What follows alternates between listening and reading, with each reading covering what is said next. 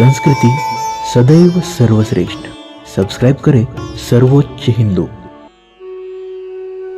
हम झूठा दिखावा करके अन्य लोगों को आनंद दे सकते हैं, किंतु ईश्वर को आपकी नीयत का पता चल ही जाता है।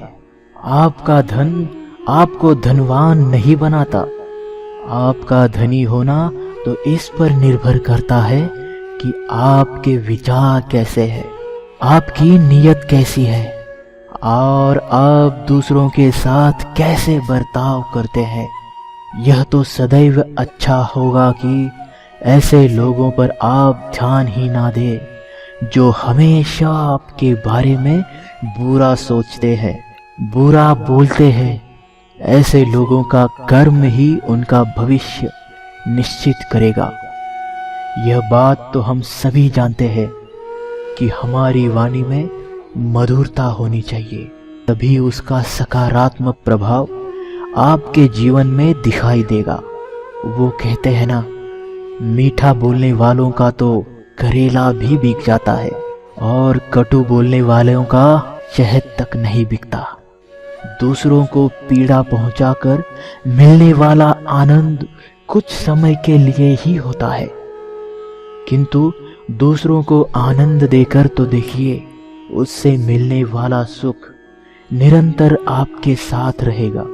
अगर कोई आपके दोष भी दिखाता है तो उसे स्वीकार करने की क्षमता रखिए, तभी आप जीवन में सफल हो पाएंगे।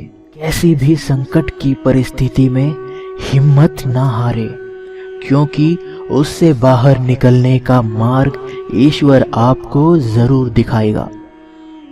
आपके कर्म पर निर्भर है कि आपको फल कैसा मिलेगा। दूसरों का सम्मान कीजिए, लोग आपका सम्मान करेंगे। यदि आप किसी का अपमान करते हैं तो बदले में आपको भी अपमान सहन करना ही होगा। आपका भूतकाल तो आप बदल नहीं सकते, किंतु वर्तमान आपके हाथ में है। आज अच्छे कर्म कीजिए, उसका आपके भविष्य पर अवश्य अच्छा प्रभाव पड़ेगा।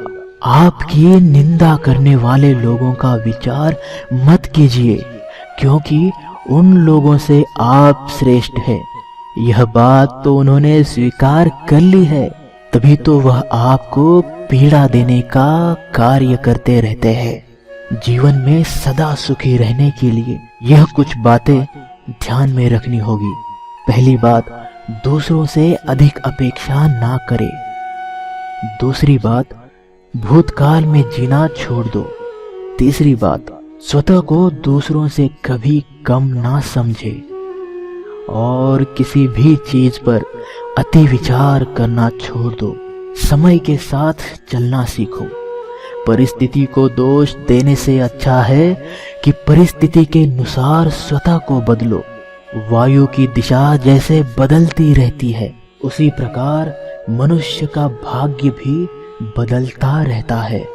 परिस्थिति कितनी भी बुरी हो, कुछ ही समय में वह निश्चित ही बदल जाती है। दूसरों का बुरा सोचने वाले अधर्मी लोग यदि किसी के समझाने से समझ जाते तो सोचिए, श्री कृष्ण को महाभारत का युद्ध करने की आवश्यकता ही नहीं होती। आपका विश्वासघात करने वाले लोगों पर नाराज होने से अच्छा है कि आप उनका आभार मानिए, क्योंकि ऐसे लोग ही आपको सिखाते हैं कि किस पर विश्वास करना चाहिए और किस पर नहीं। कभी कभी समय ऐसा भी बदल जाता है कि जब मित्र भी शत्रु बन जाते हैं और शत्रु भी अपने मित्र बन जाते हैं, क्योंकि स्वार्थ के लिए मनुष्य कुछ भी कर सकता है। जैसे मीठी लगने वाली शक्कर हमारे शरीर को हानि पहुंचाती है, उसी प्रकार मधुर बोलने वाला हर एक इंसान अंदर से अच्छा ही होगा ऐसा जरूरी नहीं है। वह अंदर से शत्रुता की भावना भी रख सकता है। इसीलिए बिना विचार किए किसी पर भी विश्वास ना करें। जरा सोचिए, सोने को आकर्षक बनाने के लिए आग में जलना पड़ता है, उसी प्रकार आपको सफल होने के लिए कई कठिनाइयों से गुजरना होता है। जो लोग आपके साथ पर्दा नहीं कर सकते, वही लोग आपका तिरस्कार करेंगे और आपके बारे में बुरा सोचेंगे। ऐसे मूर्ख लोगों से दूर ही रहना अच्छा होता है। उनसे विवाद करना मतलब आपकी श्रेष्ठता कम करना है। आपको कौन से मार्ग पर चलना है, उसका चुनाव आप खुद ही करें, क्योंकि आपको आपसे अधिक कोई नहीं समझ सकता। समाज में ऐसे ही लोगों की बुराई की जाती है कि जिनकी बराबरी कोई नहीं कर सकता। मनुष्य का जीवन बहुत सुंदर है। यहाँ कभी सुख मिलता है तो कभी दुख, किंतु हर परिस्थिति का सामना करने वाला ही जीवन में समाधानी होता है।